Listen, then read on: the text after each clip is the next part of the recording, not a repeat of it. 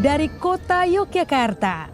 Inilah Borobudur Writers and Cultural Festival 2022 dengan tema membaca ulang pemikiran Haryani Santiko, Durga di Jawa, Bali, dan India.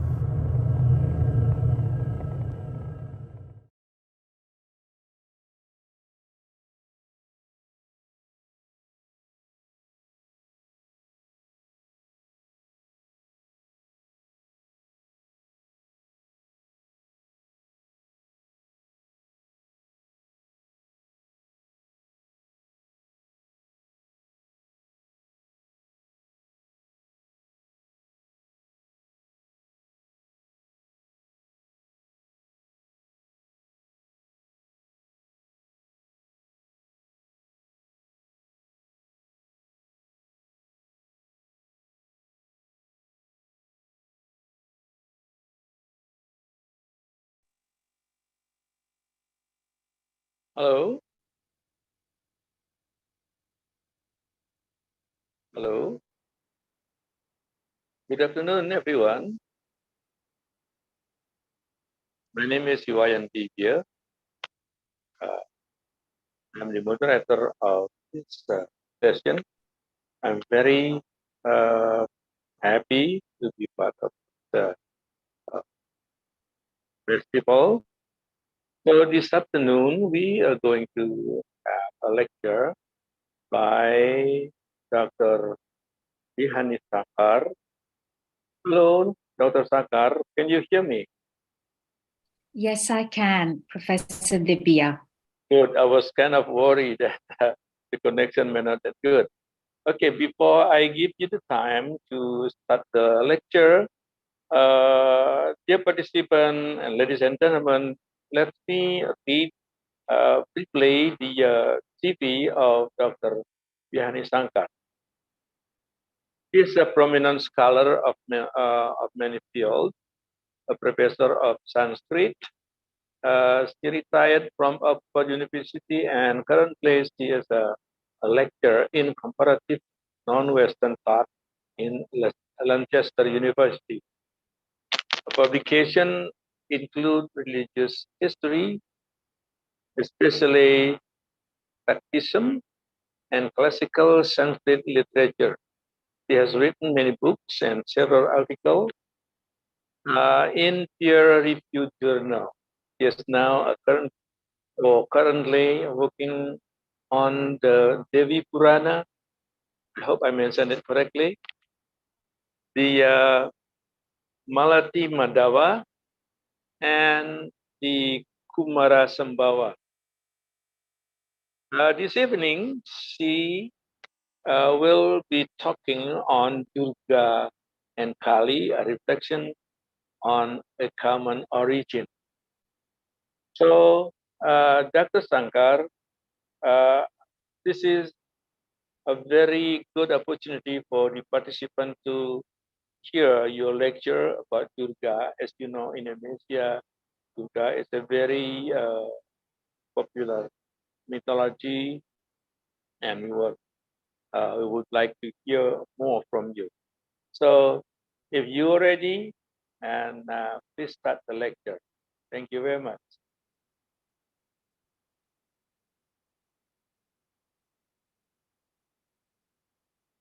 I can hear you. Yes, I'm just sharing my screen. I hope it is, yes, I hope it is visible. Yeah. And let me just make the slides larger. 1 second.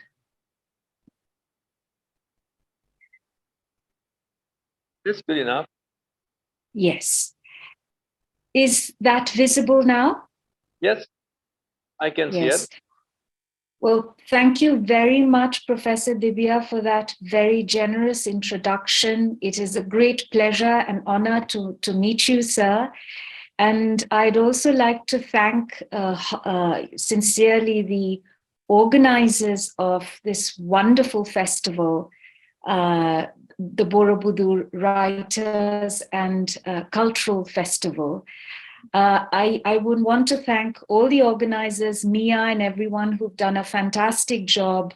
I was so honored when you reached out to me, and I was particularly, I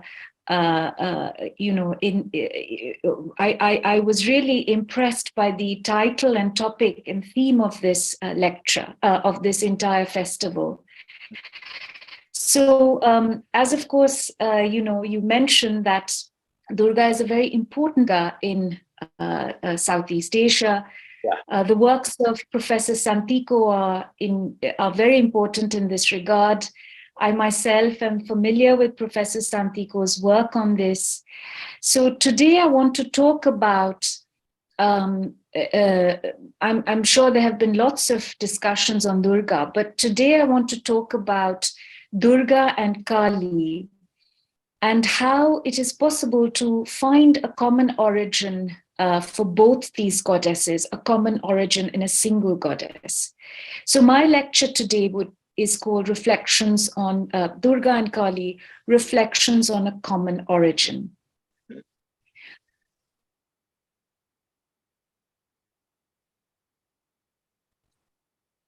Now, as you may very well know, that Hindu traditions are really unique in the world for their reverence of female divine power, and called Devi and Shakti.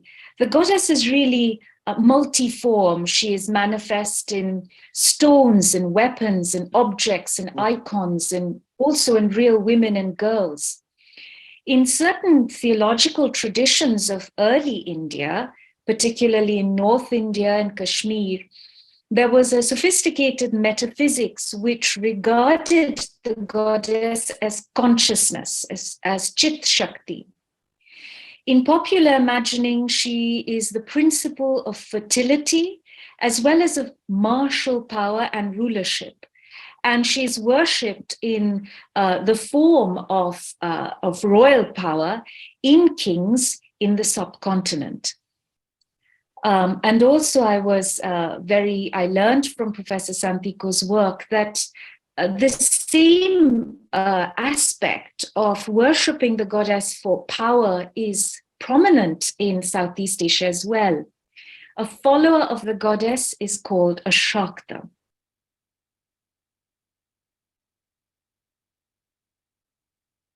Now here is an image of Durga, the buffalo demon slayer.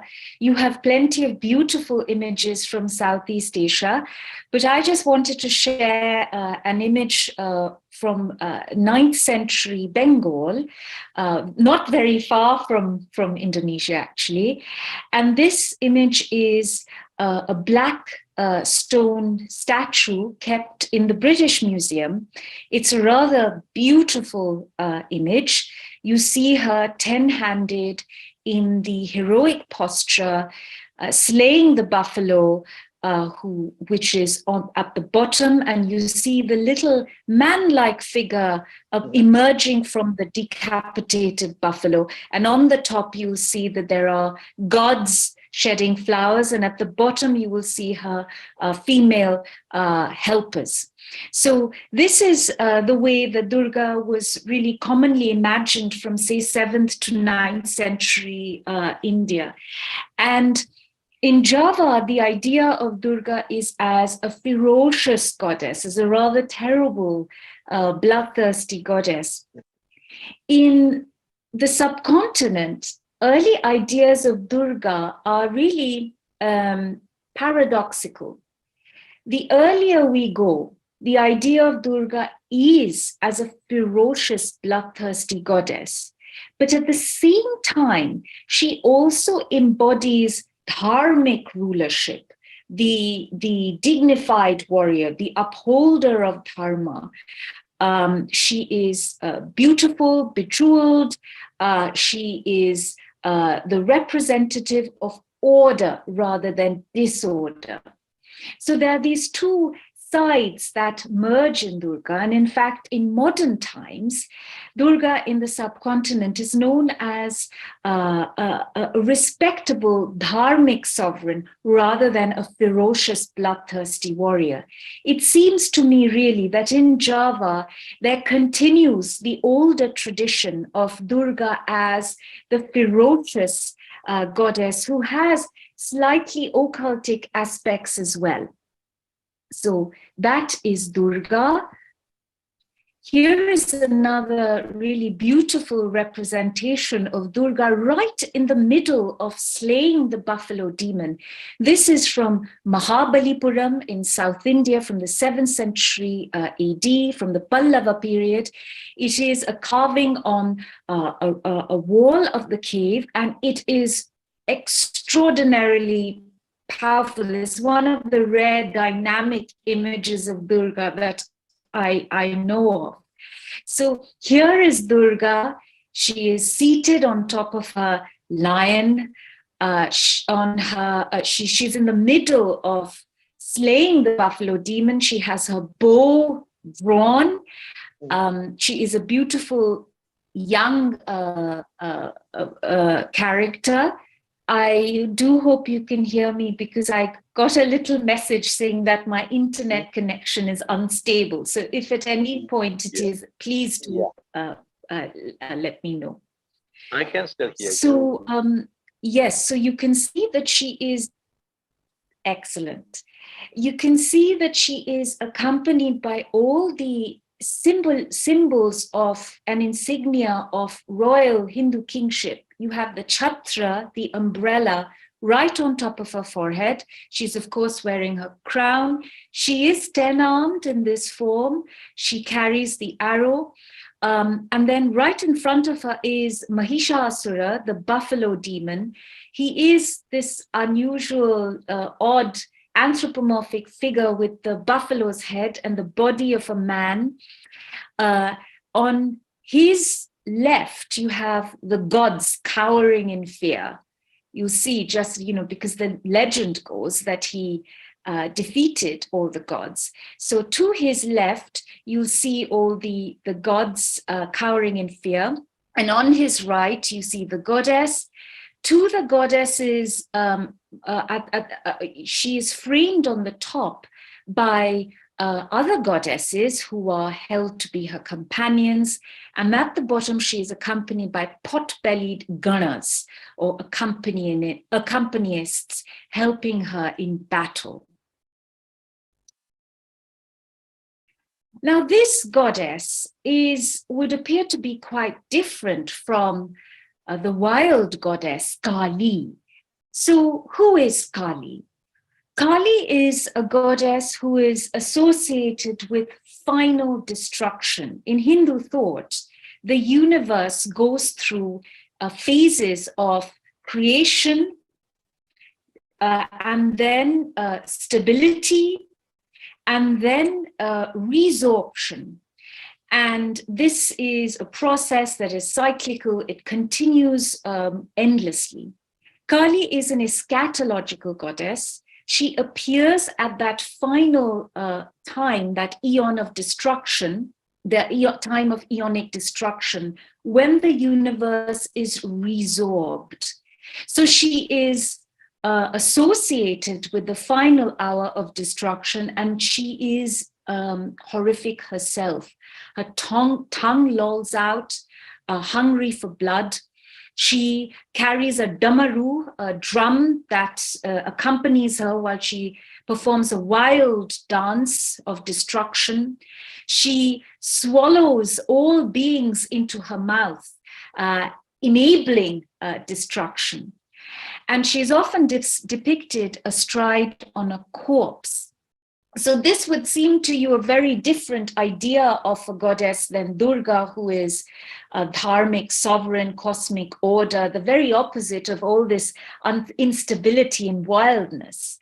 Kālī is energy unbound, and her destruction is held to be positive because in destroying the universe, a new universe can be formed. So this is a terrible vision of the goddess, but an idea of the terrible which is also sublime and also needed. So one of the most vivid descriptions of Kālī is in the Mahabharata, and I am reading, I have before you a quote from the Mahabharata where you can see how she is depicted in this way. They saw her, Kālī, the black night of destruction, with her red eyes, red garland and unguents, her red robe solitary, a noose in her hand, her hair tufted, standing, grinning. And she, in this terrible state, she can destroy many creatures. She takes many hairless ghosts into her mouth, and she is also responsible for sleep. She is responsible for carrying those who at night place their heads on their pillow to the land of dreams. So there is this double aspect in Kālī, in that she's both a goddess of sleep as well as a goddess of destruction.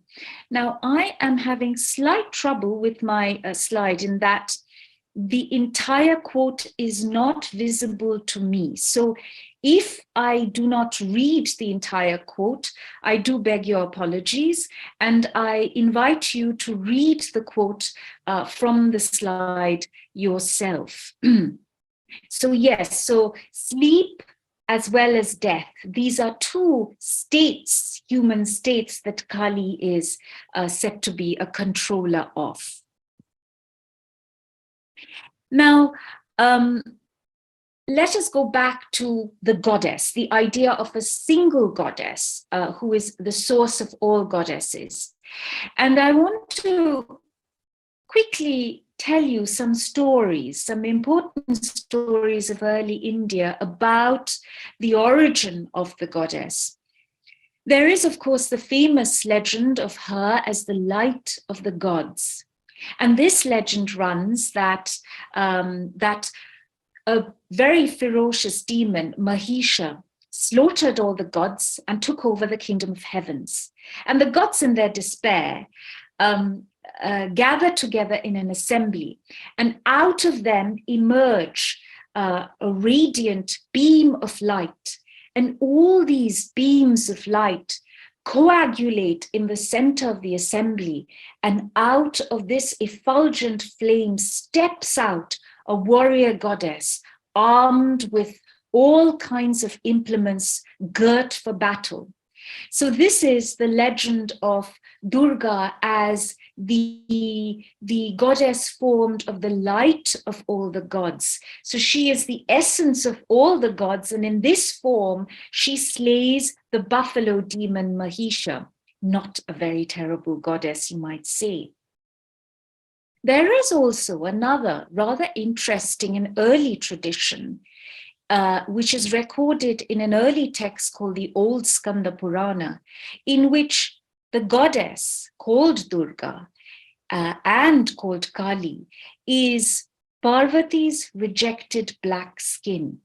Parvati is the goddess who is Shiva's consort. She is the mother, she is beautiful, benevolent, and all things that are pacific. Parvati is also said to be dark, and in order to get rid of her darkness, she performs ascetic practice. And at the end of the ascetic practice, she gets a boon from Brahma.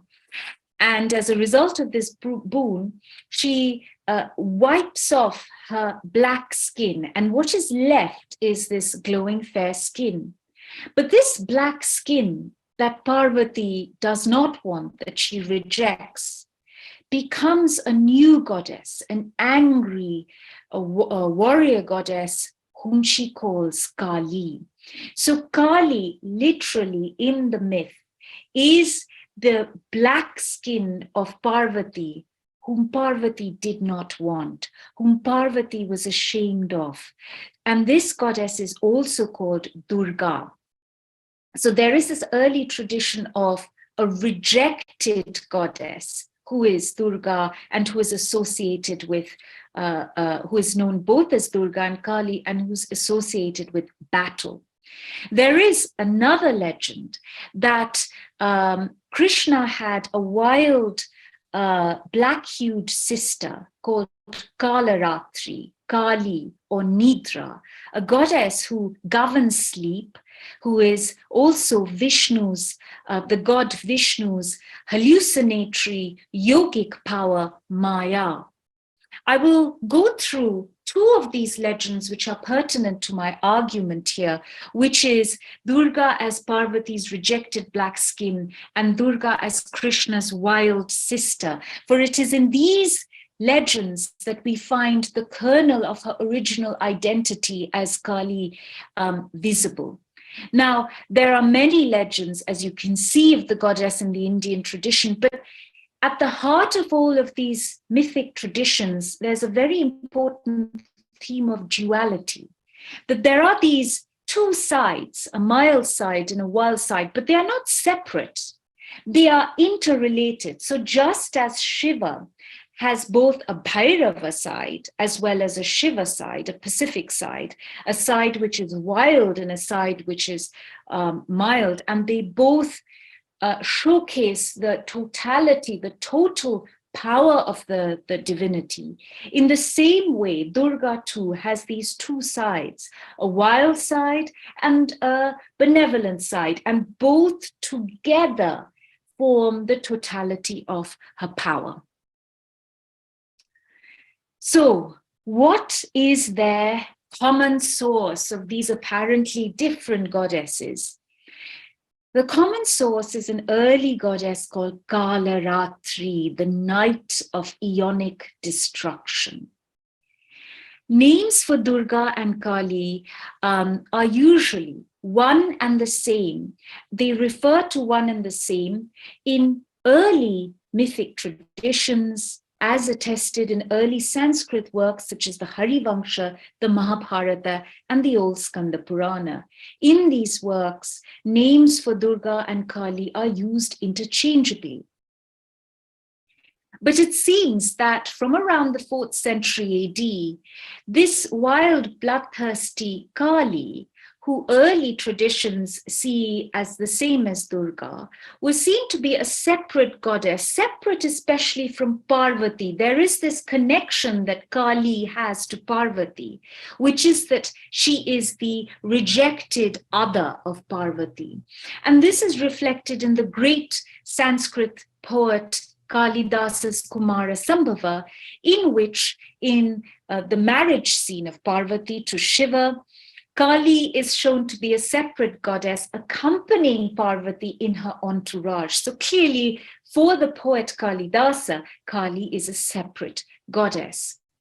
So it seems that, certainly from the Old Skanda Purana, from the 7th century AD, there is this connection that Kālī has with Parvati, that she is the side that Parvati is uncomfortable with, her dark side, that whereas Parvati is known to be Gauri, the fair one, the word that means fair in Sanskrit, Kālī is her dark side, her dark skin, the side who also carries out warfare and destroys demons in the form of Durga. But as I will show, that these conceptions overlap in early Sanskrit. So let us look at an early poem from the 12th century. This is Ratnakara's Hara Vijaya, a great epic poem written in cantos, in which in chapter 47, we have a hymn to the goddess Kalaratri, the night of Aeonic, destruction.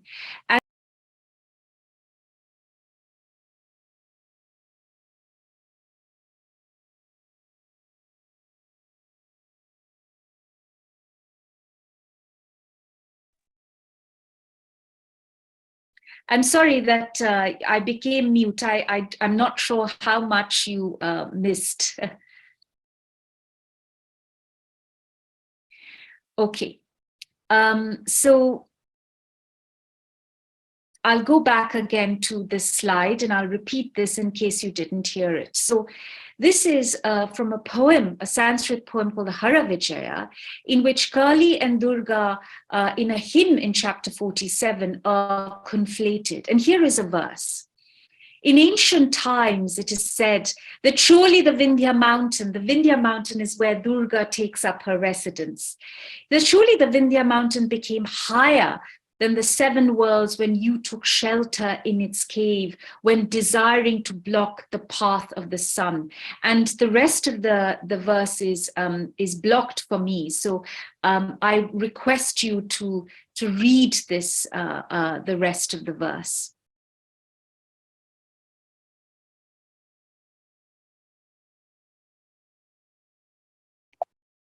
Oh.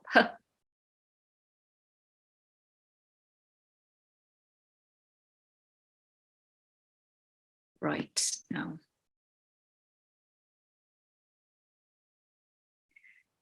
The lights in your presence dazzle inside the Vindhya caves, cutting through universal darkness, shining like the souls of sacrificed animals. And I pause at that because that is where I can see, and I leave you to relish the rest of the verse on your own.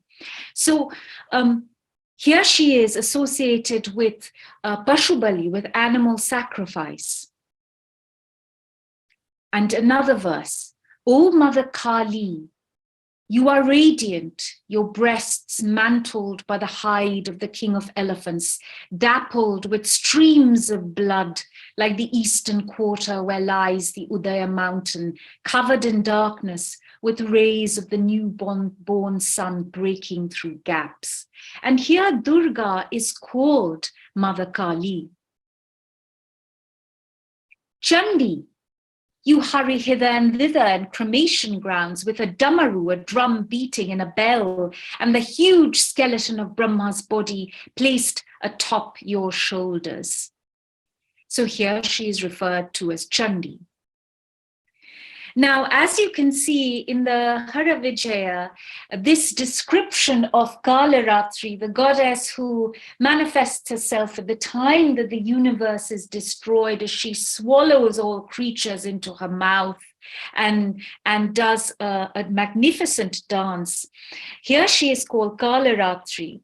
And I will show that this early legend of Kālaratri, Kālī as Durga, Durga as Kālī, who is associated with final destruction, appears in a very early Vaishnava myth in the Harivansha. And in this myth, she is described as the goddess of sleep, Nidra, and sleep, as you know, is also death.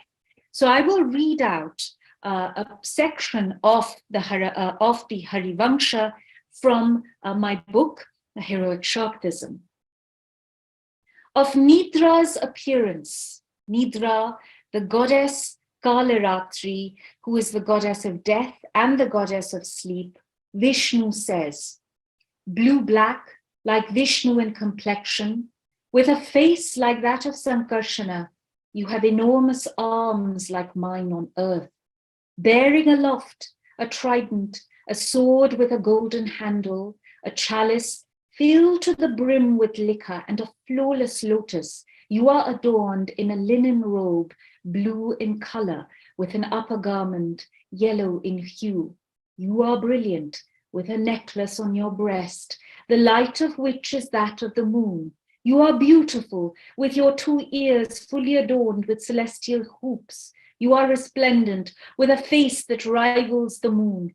You are adorned with a crown binding your hair, with 3 discuses, arms like iron beams, that are as fully expanded hoods of serpents, a lofty ensign from the tail feathers of a peacock, and a dazzling armlet also from peacock feathers.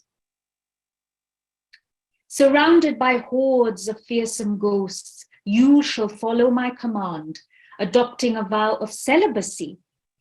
you will attain the highest heaven. And there, the god Indra of 100 eyes will unite you with the gods by performing a rite of consecration as commanded by me. At that very place, Indra Vasava will adopt you as his sister. And because of the lineage of Kushika to which he belongs, you will become Kaushiki, a maiden from the Kushika lineage. He will give you a permanent home in the Vindhya mountains, eminent among mountains. You will beautify the earth in 1,000 sights. You will slay 2 Danavas, Sumbha and Nisumba, who roam on mountains after they have grown devoted to me. You will wander the 3 worlds and will appear on earth when entreated with true feeling. O one of mighty fortune, you will grant boons and be able to adopt any form you please. Attended by ghosts, you will always crave offerings of flesh. You will receive worship on the 9th lunar day, Navami, with animal sacrifice. Nothing concerning sons or wealth will be unobtainable for those men who, knowledgeable about my power, that is to say Vishnu's power, bow to you. You are the supreme recourse for men who are buried in caves, drowned in a great sea, or obstructed by brigands. You are Vidya, Sannati, Mati, Sandhya, Ratri, night, Nidra, sleep, Kalaratri, the night of destruction.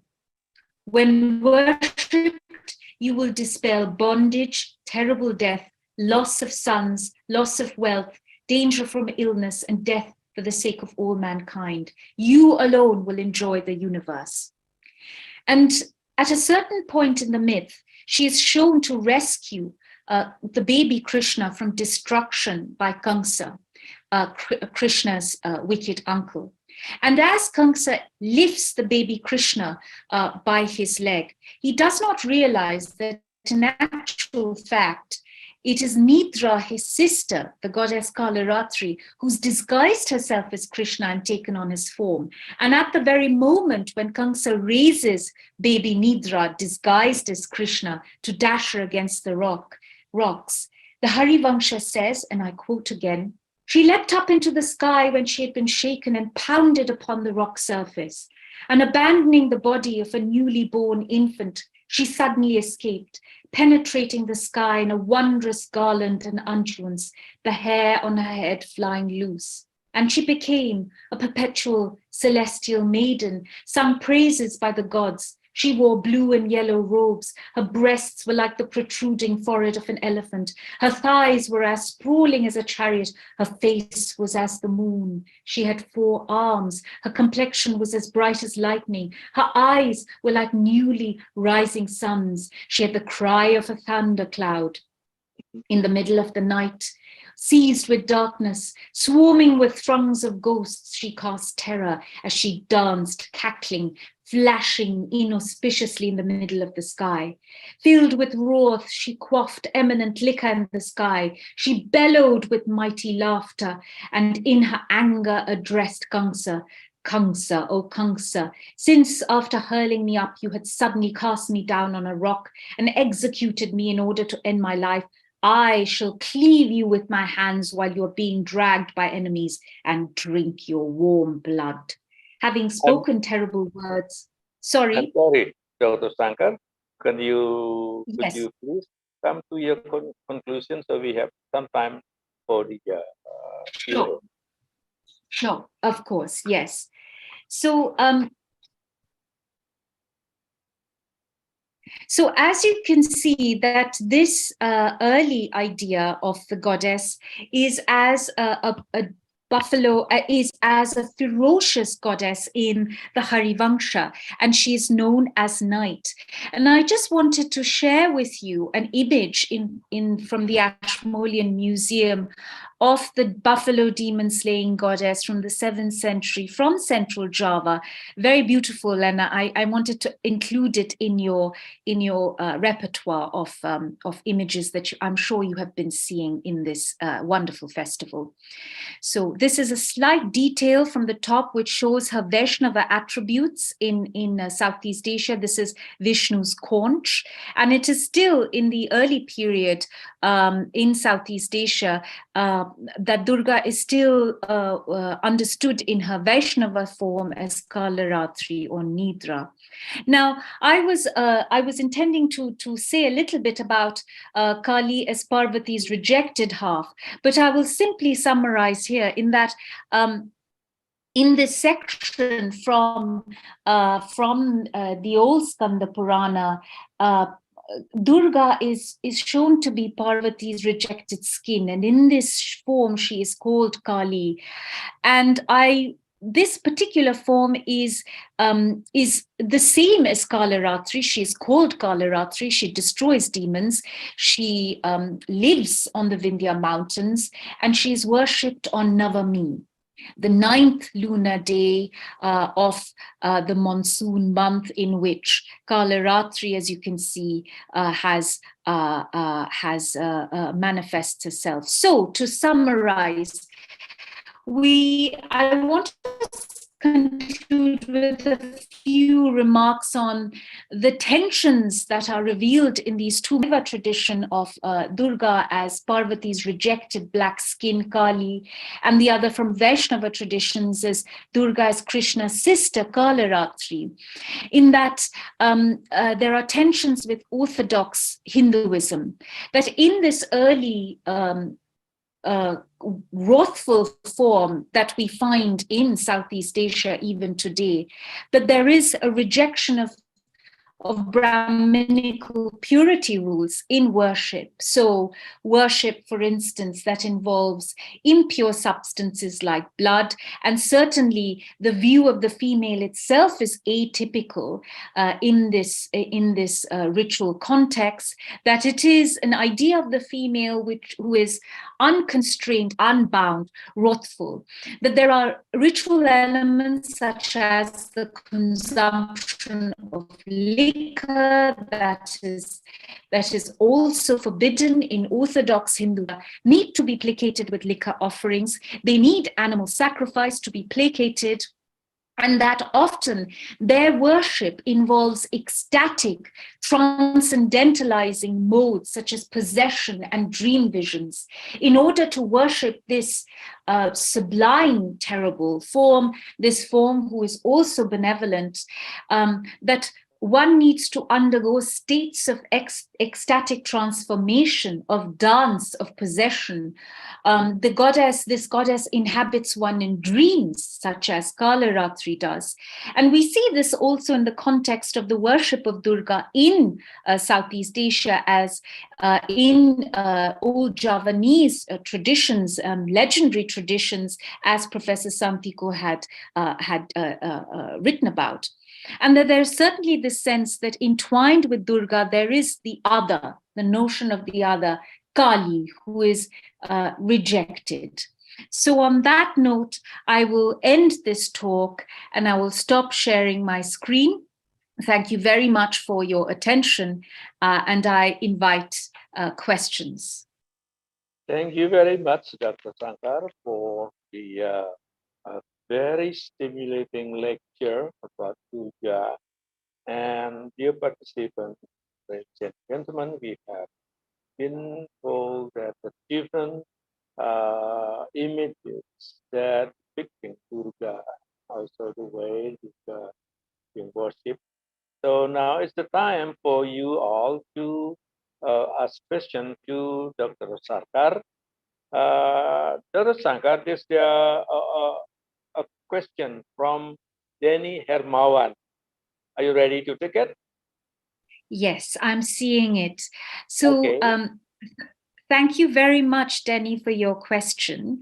You have asked, in Tibetan Buddhism, especially on the Nyingma tradition, there is a deity called Krodha Kālī, angry Kālī, an enlightened being. Do you think it is the same as the Hindu Kālī, since the appearance is quite similar with dark skin? Well, I certainly think there is a strong historic connection, because Tibetan Tantric Buddhism draws very much from Hindu Shaiva traditions. The site of Tibetan Buddhism's development, which is Tantric Buddhism, is early Bengal, the early Pala traditions. Aspects of it still continue in the Kathmandu Valley in Nepal. So there is an influx of Hindu Tantric traditions, certainly in Tibetan Buddhist traditions. And yes, the deity, thank you for telling me about the deity. Krodha Kālī does seem to draw on the Hindu Kālī. The Hindu Kālī that I've been arguing is the same as the older form of Durga. There are certainly many overlaps, but not just the dark skin. I think the dark skin would possibly be something that is that is perhaps a bit more general. It would, I mean, if there are associations with the corpse, if there are associations with liminality, then yes, I'd certainly think that there is a strong connection with the Hindu Kālī. Okay. Thank you. Yeah, that was the response from Dr. Sarkar. So maybe we have time for one more question. The participant, if you would like to ask one more question, I think I can give you a few more minutes. Hello? Hello? Well, there's no questions to be asked, but I think your lecture really giving us do excuse me, Professor. I think Dr. Tapati Guha Thakurta has asked a question. Oh. I'll just read it out. Yes. Okay. I cannot see it because of the connection of my side here. So go ahead. One more question, and then we will end the session. Thank you.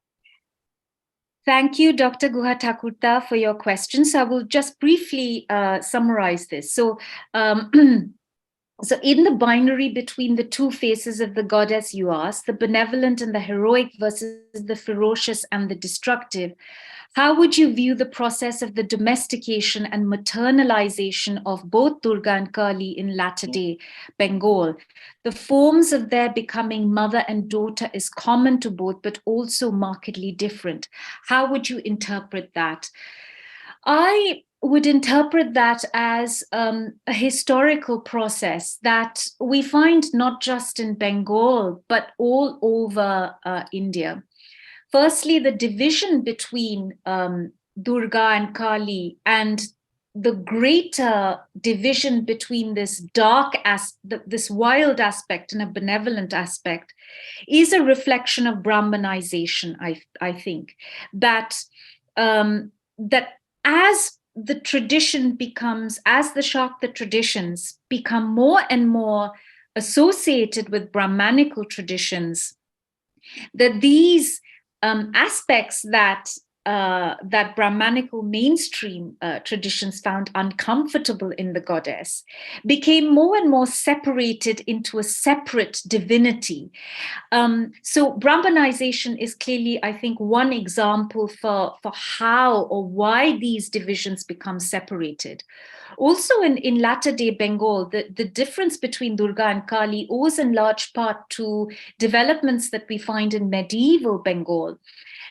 During medieval Bengal, the Durga Puja becomes very important for upcoming zamindars in order to consolidate their power.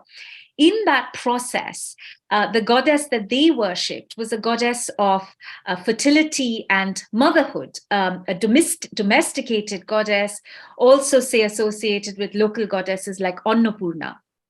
the goddess who bestows grain and grain and food. So my understanding of this greater division and split, which actually was intertwined, Kālī was also mother in the early traditions. Ratnakara calls her mother. That this becomes greater over time as Shakta traditions become more and more incorporated within orthodox Brahmanical traditions. But there was always, from an early period, a tension between the two, which is reflected in the legend of Kālī as Parvati. And I think that this tension, this discomfort between a wild virgin and a fecund, benevolent mother residing in one symbol goes back a long way. Okay. Interesting tensions that we can apply feminist theory as well, but that there's a tension between a radical warrior, a single warrior, and a more conservative consort. Yes, it's certainly Durga is clearly Parvati in her rich origins, if we look at the old Shaiva mythic traditions. But the key thing is that there are various different legends about Durga. Yes. Thank you. Yes. Yeah. Well, that's the good point to conclude this lecture, because by the presentation, I think we learned that Durga, in both in Indian tradition in Indonesia, Durga is a representation of a powerful female kind of figure. Of course, it related to different kind of legend, or locally here in Indonesia and Southeast Asia. But the Durga is worshipped here in Indonesia as God that always stand by the side of Shiva. And that is why in the Hindu Bali, Durga is considered as the goddess that protects the graveyard next to the temple for that where Shiva is strongly believed resides. So it's really a very stimulating presentation, Dr. Sarkar, and I just wish that we have more time to listen to your story, to your presentation, because it's so rich and giving different images of Durga and Kālī. So I'm sorry that I have to end this session here. Dear participant, my apology to you all because of the connection. I cannot show the video of my face, but you just heard my voice. And again, thank you very much for joining this session. And Dr. Sarkar, thank you very much for the presentation. I hope in the future we will come across again to share the knowledge of yours on Durga, Kālī, and other sensitive kind of stories. Thank you very much. Terima kasih. Thank you very much. It was a pleasure. Thank you, everyone, for your participation. I'm honored. Thank you. Thank you. That's it, the end of this session. I return this time to the organizer. Thank you very much.